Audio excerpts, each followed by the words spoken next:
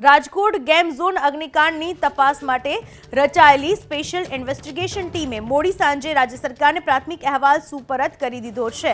3 દિવસની તપાસના અંતે તૈયાર કરાયેલો અહેવાલ મુખ્યમંત્રી અને ચીફ સેક્રેટરીને સોંપી દીધો છે, જેમાં સ્પષ્ટ ઉલ્લેખ કરાયો છે કે રાજકોટ મ્યુનિસિપલ કોર્પોરેશન અને પોલીસ અધિકારીઓની બેદરકારીના કારણે આ આગની દુર્ઘટના બની।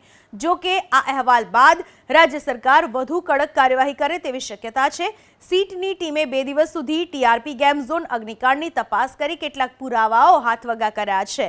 આગ દુર્ઘટના સાથે સીધી કે આડકતરી રીતે જોડાયેલા મ્યુનિસિપલ કોર્પોરેશન, ફાયર અને પોલીસ અધિકારી તથા કેટલાક સાક્ષીઓના નિવેદનો નોંધાયા હતા। આ ઉપરાંત ટીઆરપી ગેમ ઝોનના બાંધકામની મંજૂરી, ફાયર એનઓસી, પોલીસની મંજૂરી, મનોરંજન લાયસન્સ સહિત અન્ય જરૂરી દસ્તાવેજોની ચકાસણી કરવામાં આવી હતી। પોલીસ અને ફાયર બ્રિગેડની મંજૂરીમાં કોની સાથે સાંઠગાંઠ હતી તેની તપાસ કરાઈ। સીટનો પ્રાથમિક અહેવાલ આવે એ પહેલા જ ચૂંટણી પંચની મંજૂરી લઈ સરકારે અગ્નિકાંડમાં જવાબદાર એવા રાજકોટ મહાનગરપાલિકા, માર્ગ અને મકાન વિભાગ સહિતના 7 અધિકારીઓને સસ્પેન્ડ કરી દીધા, જ્યારે 1 આઈએએસ, 3 આઈપીએસ અધિકારીના બદલીના આદેશ કરી દેવાયા।